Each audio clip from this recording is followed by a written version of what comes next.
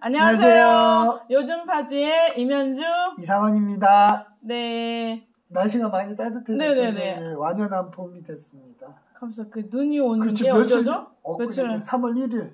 3월 1일. 오, 대단했어요. 아니, 비가 주룩주룩 와서, 봄비 이러면서 출근했는데, 제가 그날 12시까지 일했거든요. 근데 밤에는 눈이 꽉 차고, 또, 저희 기자로 일하다가 이제 고성으로 이사 간 친구가 있는데, 눈 사진을 보내온 거예요. 그래서 눈 영상도 저희 홈페이지에 올렸습니다. 그래서 눈 구경하시라고 올렸는데, 좀 있으니까 우리 파주에도 눈이 막 오는 거예요. 참. 저는 그날 뭐 했는지 알아요? 애들 데리고 서울랜드 갔어요. 서울랜드? 그러면은 거기는 괜찮았어요, 날씨가? 아니요, 비가 왔죠. 비가 와서 그 실내에 있는 거랑, 근데 평생에 범퍼카 탈 그거를 평생에 탈 양을 타고 온 거 같아요. 사람이 없으니까 줄을 안 서고. 처음에는 이렇게 2번 왔다 갔다 했거든요. 네. 3번째는 거기 하시는 분이 안 끄고 계속 해주더라고요.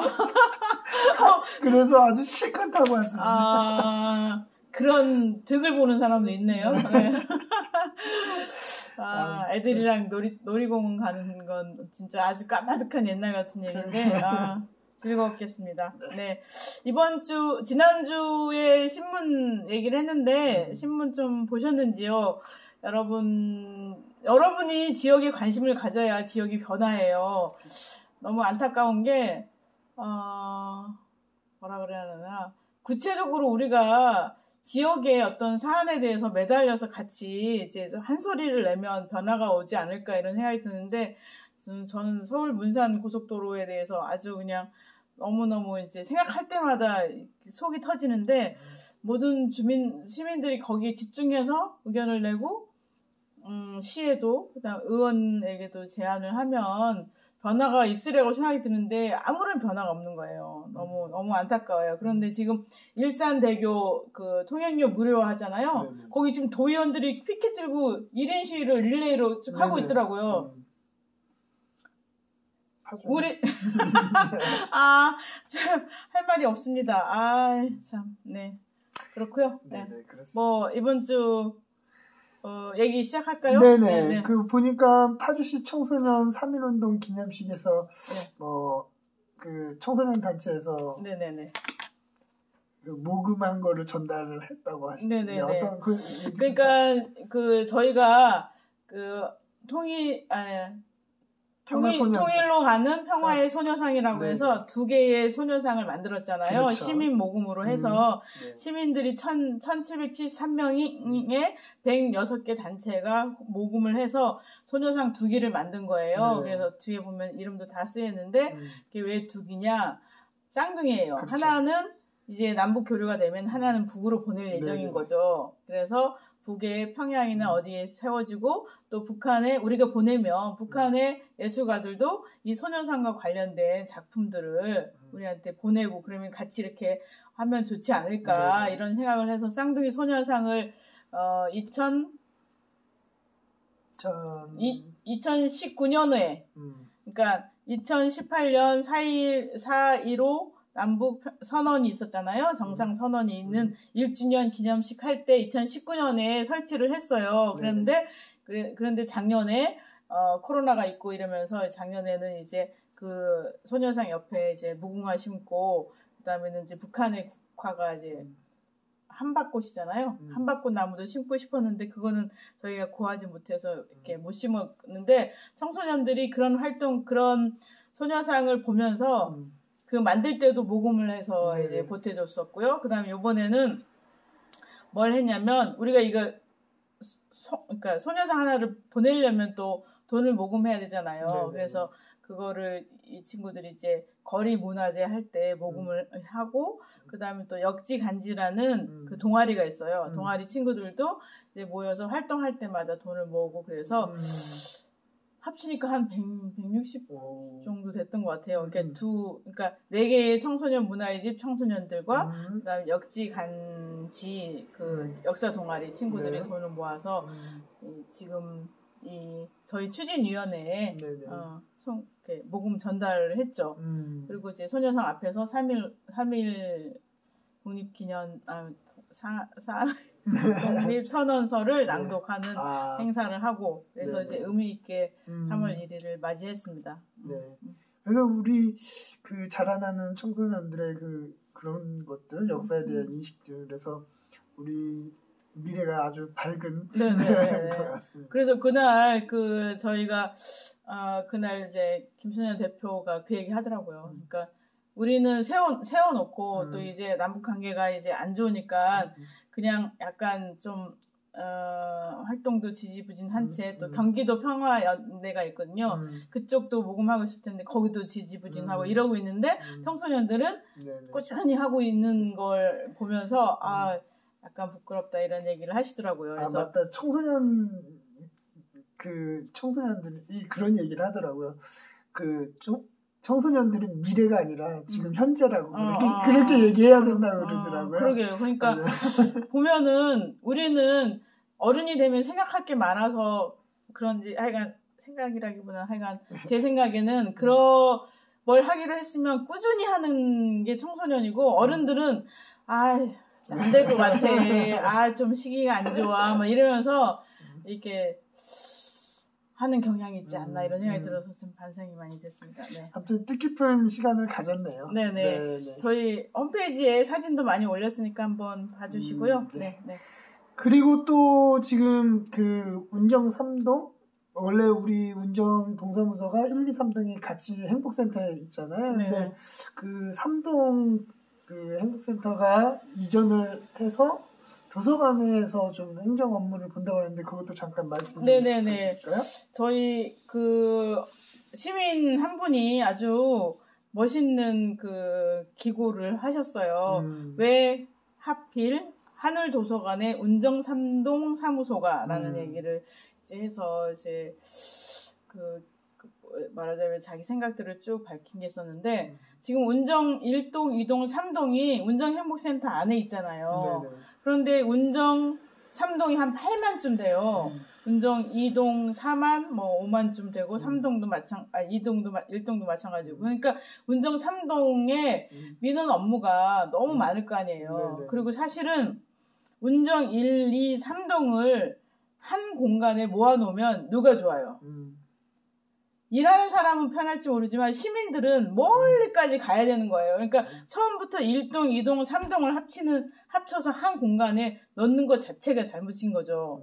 주민들 편의를 생각한다면 주민들 거주지 인근에 동사무소가 있어야 되는데 그때 당시 행복센터를 짓기 위해서 돈이 모자라고 그러니까 막 뭉쳐서 기금 마련하고 그다음에는 건설비 마련한다고 그냥 한꺼번에 모아서 1, 2, 3동을 운영했었는데 도저히 이제는 더 이상 안 된 거죠. 그래서 운정 3동을 분동을 하면서 그러니까 이제 사무실을 구해야 될 거 아니에요. 근데 사무실을 안 구하고 하늘도서관 1층을 개조해서 운정 3동 사무실로 쓰겠다는 거예요. 그러면은 도서관을 운영하는 사람들의 입장에서는 장소가 줄어드는. 그렇죠. 장소가 줄어들 뿐만 아니라 민원이라고 하면 왔다 갔다 하는 것도 많고 그리고 또 하늘도서관이 특히 장애인 개선 특화 도서관이에요. 그래서 이 공간이 휠체어랑 뭐랑 이동하기 편하게 아주 넓게 돼 있거든요.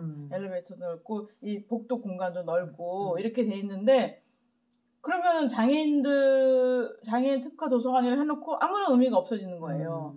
그리고 또 하나는 그러면 도서관 이렇게 많이 운정 인구가 이렇게 늘어나면 3동을 분동해야겠다라고 해서 이게 계획을 세워줘야 되는 거 아니에요? 우리 집도 월세에서 전세 가고 전세 좀 넓히면 몇 년 동안 돈 모아서 가고 이렇게 하는 것처럼. 그런데 운정 3동이 하늘도서관으로 온다라는 거는 갑자기 통보되는 식으로 된 거예요. 그러니까 하늘도서관 이용자들도 그렇고 도서관 운영위원 입장에서도 이게 너무 느닷없이 된 것 같은 이런 생각이 드는 거예요. 그래서 반발이 있는 거고. 근데 이게 임시로 가 있는 거 아니에요? 그렇죠. 임시로 가지만 운정 3동 청사를 지을 동안이면 최소한 1년은 되지 않을까요?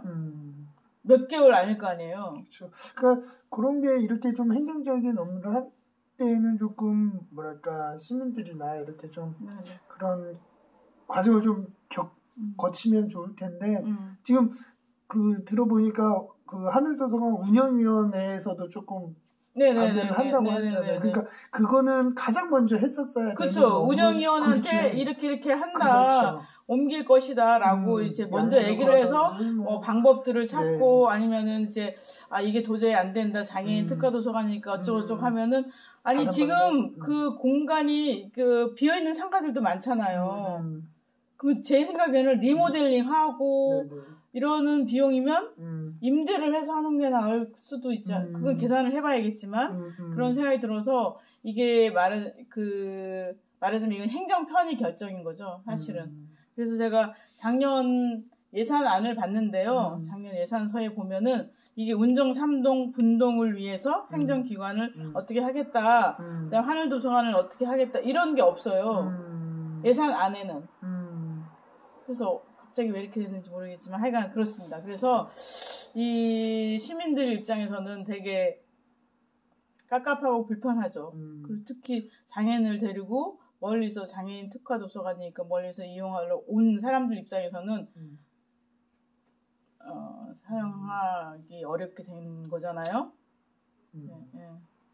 그래서 너무 행정 편의로 일을 하는 거 아닌가 이런 생각이 들어서 이런 그 운영위원회, 도서관 운영위원회는 도서관의 운영 방침, 계획에 관련돼서 의견을 수렴하도록 되어 있고 운영위원회 안에는 도서관장과 시의원, 도서관 전문가들, 이용자 대표 이런 사람들이 들어있기 때문에 이런 문제는 사전에 얘기됐어야 되는 것이라고 저는 생각을 합니다. 근데 그런 것들을 이렇게 거치지는 않았을까요? 뭘 거치? 그런 과정들을 운영위원회 거치는 과정이요? 네. 그렇으면은 그러니까 그런 거를 결정을 하고 운영위원회 얘기를 한 것 같아요. 그러니까 운영위원 내에서 반대가 있었다라는 얘기가 나오긴 하는데 이게 말하자면 협의하고 같이 논의하는 이런 게 아니라 일방적으로 통보 비슷하게 된 거 아니겠는가. 그리고 시민들 입장에서도 만일 이 한울 도서관이 앞으로 이렇게 운영될 것이다라고 하면 공지가 돼야 되지 않아요? 그런 것도 없이 이렇게 돼 있어서 조금 더 그러니까 시민들에게 이런 것들을 좀 미리미리 좀 알려야 되고 그렇게 했는데 만일 할 거면 미리미리 알려야 되고 또 이제 운정 3동이 이렇게 커져서 이제 새 살림집을 만들어야 된다고 하면 계획을 갖고선 일을 했어야 되는 거 아니냐 이 얘기죠. 그래서 안타까운 의견들이 있었습니다. 그리고 관에서 하는 것들은 시민들이 이렇게 관심을 갖지 않으면은 이렇게 디테일하게 몰리는 경우가 많이 있더라고요. 그러니까 관에서는 막 홈페이지 막 한다고는 했는데 또 시민들은 그걸 못 보고 그러면서 좀 그런 게 있는데 그런 것들이 좀 잘 될 수 있게끔 커뮤니케이션이 시민들한테 잘 알려지고 시민들도 뭘 하려고 하는지 잘 파악을 하고 그렇게 하는 게 좀 필요해요. 그러니까요. 지금은 이미 사실은 행정과 그 시라는 게 시민들의 행정 서비스를 해주는 기관이고 또 시민들 세금으로 자신이 월급을 받고 있다고 하면 시민이 주인이잖아요. 그러면 이 시민인 주인의 의견을 수렴하고 받아들이려고 하는 기본 마인드를 가져야 돼요. 그런 게 있어야만이 일이 원활하게 되고 또 시민도 시에 대해서 관심을 갖는 게 좋은 것으로 생각이 될 거 아니에요. 그런데 그러지 않는 공무원이 혹시 있다고 하면 이게 시민들이 간섭하는 것 같고 아니 관에서 하는데 뭐냐? 그리고 이렇게 하면 일도 안 되고 시끄럽기만 하지만 이런 식으로 이제 옛날 시대식으로 생각하는 공무원이 혹시라도 있다고 하면 이게 변화가 돼야 되지 않을까? 그렇죠.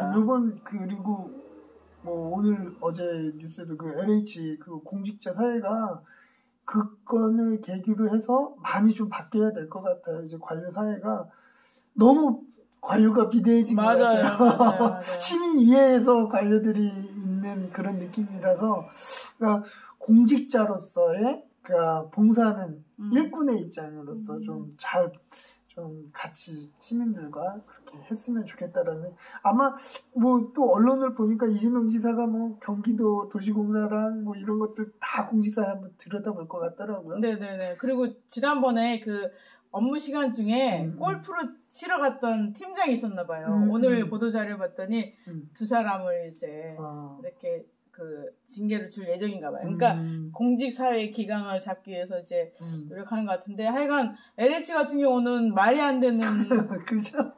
아니 고양이한테 진짜 고양이한테 생선을 맡긴 셈 아니에요? 그러니까 보상 담당 최고 관료가 아니 그리고 나 진짜 기가 차갖고 진짜 갑자기 그 얘기 하니까 성질이 막 바락바락 나네요.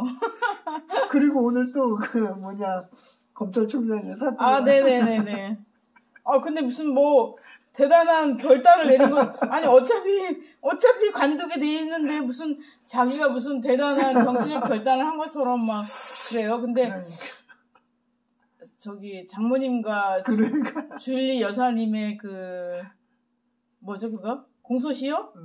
공소시효를 맞춰서 딱 그 이제 사표 내면 너무 쪽팔리니까 약간 며칠 남겨서 이제 했는데 지금 이 한 10일 정도 남은 기간 공소시효가 한 10일 정도밖에 안 남았다 그래요. 근데 요 기간 동안에 기소가 될지 어쩔지 검찰 내에서 그걸 할지 안 할지 모르겠네요. 그 한명숙 총리 건도 그 공소시효 때문에 지금 네네 그쵸. 그래서 못하게 한 거 아니에요. 그러니까 임은정 검사가 하고 있는 거를.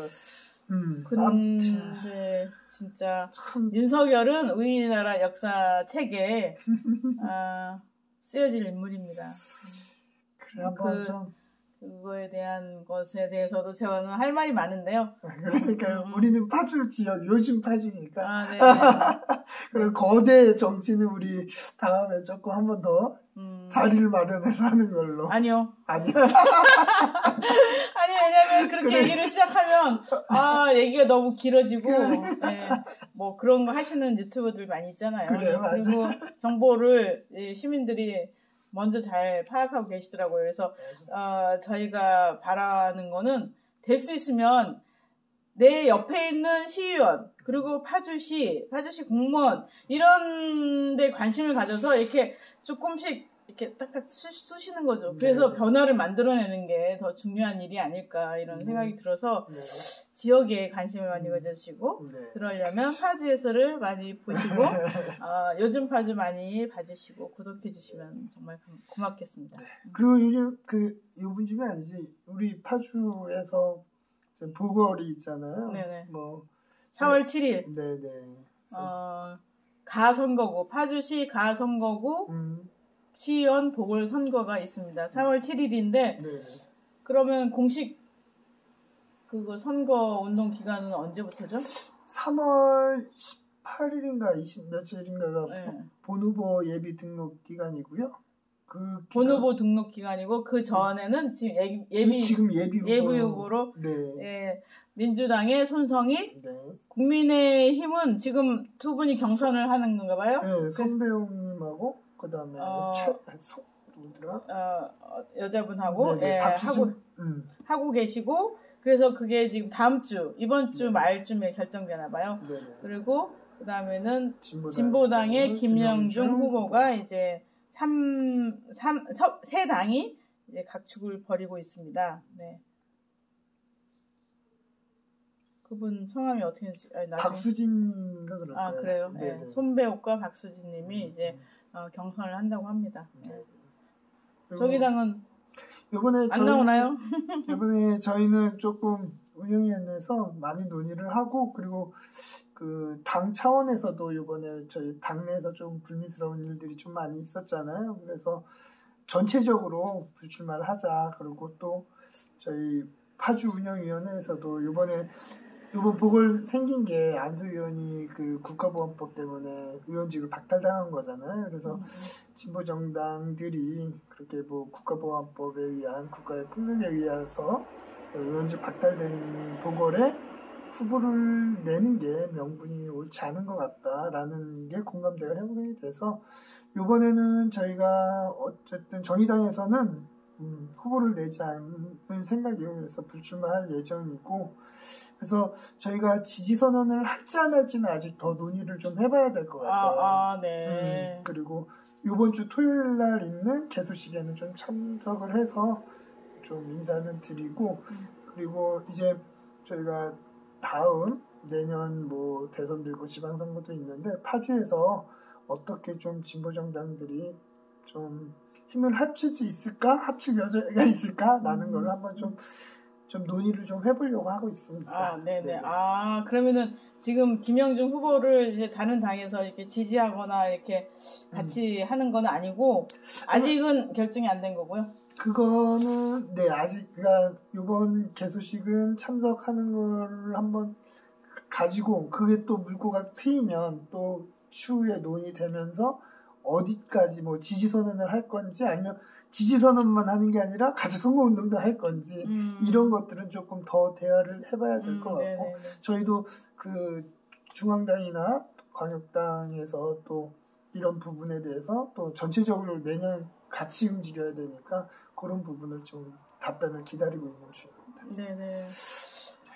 알겠습니다. 그러면은 지금 교화 탄현 운정 3동의 보궐선거가 있는데 지역에 계신 분들 좀 많이 관심 가져주시고 네 그렇습니다. 네 저기 오늘은 여기서 마치려고 하는데 네. 지난 후에 저희 신문에 있었던 사설에 대해서 간단하게 말씀드리려고 해요. 네네.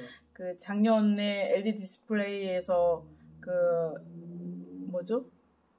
질소가스가 누출돼서 아니다. 암모늄 테트라메틸 암모늄. 네네. 그래서 테트라메틸 암모늄이 누출돼서 네네. 올 1월이잖아요. 네네. 예, 7명이 중경상을 입었고 그 전에 또 LG 디스플레이에서 질소가스가 누출됐었고 또 이데미즈 코리아라고 톨렌을 계속 사용해 왔었고 그 다음에는 이제 열병합 발전소에서 백연이 나오고 뭐 이런 화학 물질들이 지금 아주 거대 기업들이 파주에 들어오면서 화학 물질들이 많이 나오고 있는데 네네. 이거에 대해서 제가 예산을 찾아봤더니 화학가스가 누출돼 인명피해를 입는 일이 매년 반복되고 있는데 파주시에서는 화학물질 관리 예산이 6천만 원이에요. 너무 기가 차지 않습니까? 예전에 올해 1월 달에 LG 디스플레이 그 사건 났을 때도 작년에 화학안전관리위원회가 한 번도 열리지 않았다라고 하는데 그러니까 그냥 명목만 있는 거예요. 지금 화학물질 관리에 관련해서 이게 한번 터지면 엄청난 피해를 주는 건데 예산이 6천만 원이라니 너무 말이 안 되지 않습니까? 그래서 이 화학물질 관리 어처구니 없다라는 사설이 나왔는데요. 좀 안전에 대해서 그 인권의 기본은 안전 문제 아닙니까? 그렇죠. GTX 운정역 구간의 라돈가스 문제도 마찬가지고 화학물질 관리에 대해서 특히 안전에 대해서 공무원 여러분들, 파주시 관계자 여러분들의 관심이 정말로 절실하다고 생각합니다. 진짜 호소드립니다. 이런데 예산을 이런 데 쓰는 게 좋지 않을까요? 그렇죠. 사람의 목숨보다 귀한 건 없죠. 네네네.